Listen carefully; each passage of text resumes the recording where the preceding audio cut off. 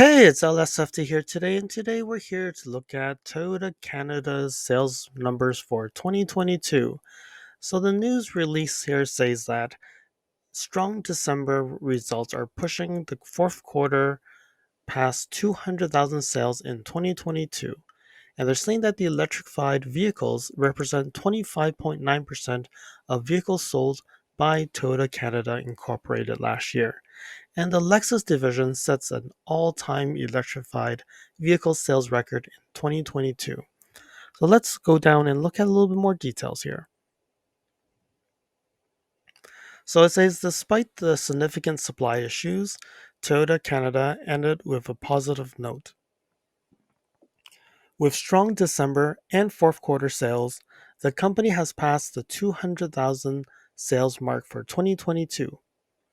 Strong momentum heading into 2023. So they're saying that the fourth quarter sells 45,176 units, and that's up 9.5% year over year, which make them over 200,000 and just a little bit over. The Toyota division sold 38,673, up 8%, while the Lexus division in the fourth quarter sold 6,503 units, up 19.4% from 2021, which is quite significant. But again, you would really need to look at what does that mean in 2021, because there was chip shortages back then already. We have to probably compare to 2019 or 2020 to see if the records are really being hit, or it's just that because it was lower than 2021 and 2022 just got higher. Let's see when we go into my spreadsheet. Now looking at December itself, it says it's up 11.6% for Toyota, and for Lexus, let's see, the Lexus is up 36.5% in December, which is quite significant, I would say, too. And then they're saying that Lexus ended at 25,023 units, and that is down 3.4% compared to 2021. So the fourth quarter actually did quite well.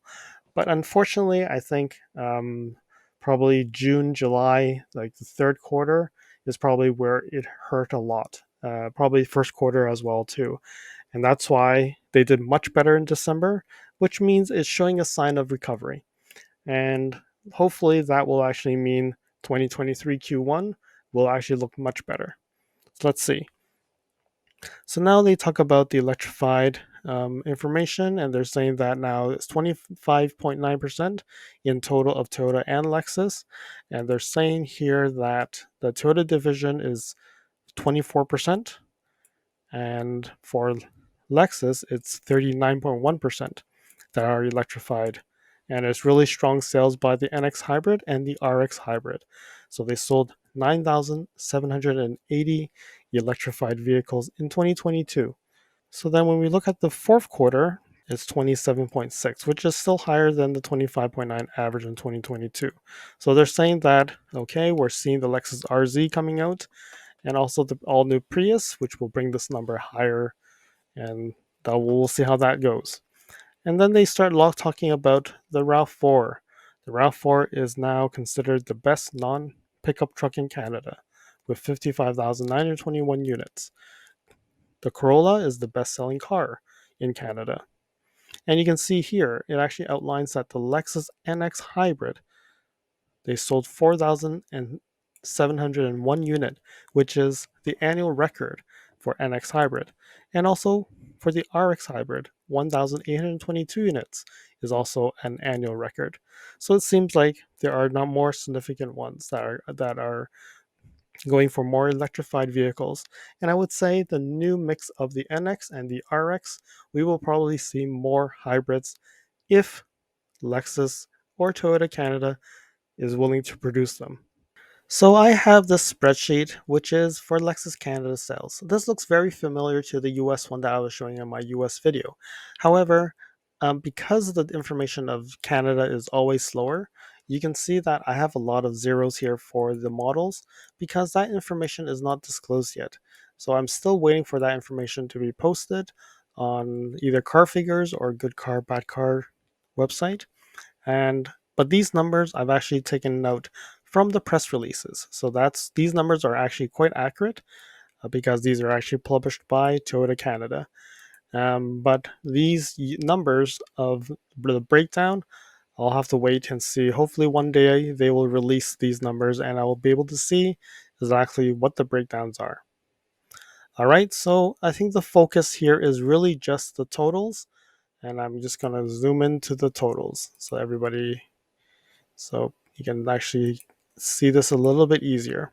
So they were saying that December was the best month, and it's true, because if you look at the past 5 years, 1940 is actually the best of the five the 5 years, and you can see from November, 2019 seems to be a little bit higher, and also for October, it's not the best, but overall, December actually did do quite well.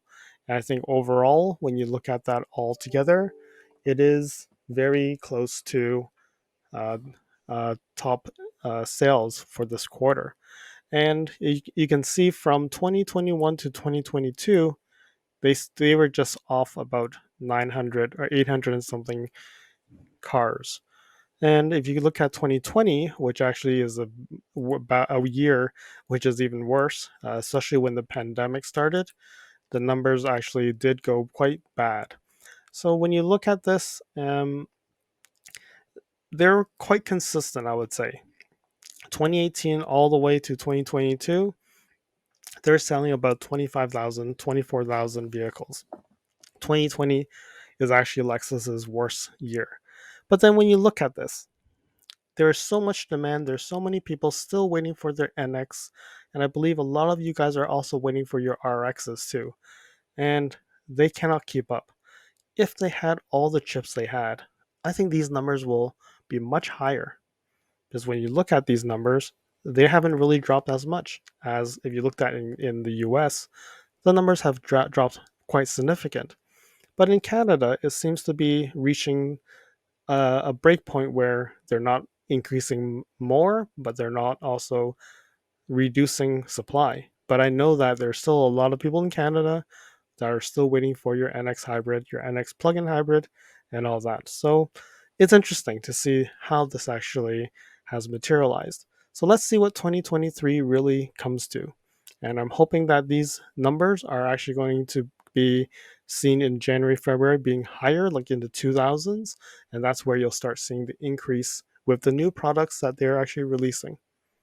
So every month, Toyota would release their production plans for the next month. And this was actually released in mid December. And I actually did not post anything because it didn't seem to be that big of an impact for anybody waiting for an RX or an NX. So I'm just going to go and scroll down here, and actually it would say that they're looking at approximately 700,000 units being produced in January 2023. And their fiscal period remains the 9.2 million that we've talked about in the previous videos in the previous months. And then we're going down, and you can see here this is actually a very short list, because before you would actually see an extremely long list and many production lines being suspended. So you can see that there are only 2 plants with each one production line that's being suspended. And you can look at the production models are like the Lexus GX, the 4Runner, and the Land Cruiser. And if you look at it, it's about like 3, 4, 5, 6 days in one plant, and this plant seems to have more.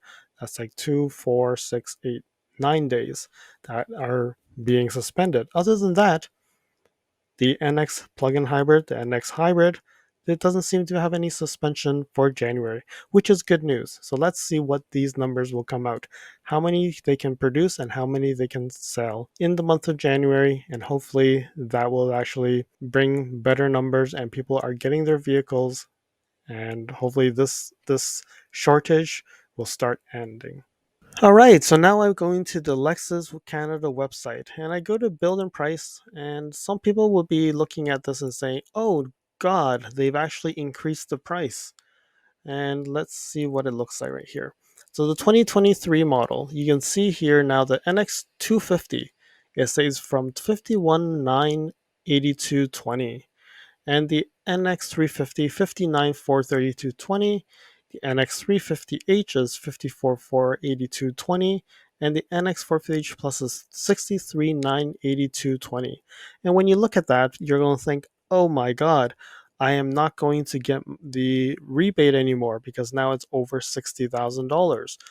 Okay, cool down. Okay, um, at first reaction, you would say, what happened? Lexus increased $4,000 on every single model. Okay, so if we read the fine print, okay, what Lexus has done here is I've also noticed that it only says include HST now. So when we expand here, you would see that it says include HST. And in fact, Lexus did not increase the pricing of the vehicles. So here, what it's saying right now is the pricing actually includes the freight and PDI, the $2,205 of freight and PDI, $100 of air conditioning fees, $10 for the OVEC fee. This is probably an Ontario fee only. There's this environmental handling fee of $23.20 and a dealership fee up to $1,694. So if we add all these things up together, it actually equates to $4,032.20. So then if we take this number, this $63,920 and minus this $4,032, it does go back to $59,950. So there is no increase in the MSRP. So we will still qualify for the rebate. It's just that they've now included all the fees in the pricing so that it looks easy. It looks more expensive, but essentially it is the same price. Thank you for watching. If you like this video, please comment, like, and share this video. If you'd like to see more videos like this, you can subscribe to my channel and press that alert button to get notified when new videos are posted. If you'd like to support the channel, you can definitely provide a super thanks. I'll see you guys again next time in the next video.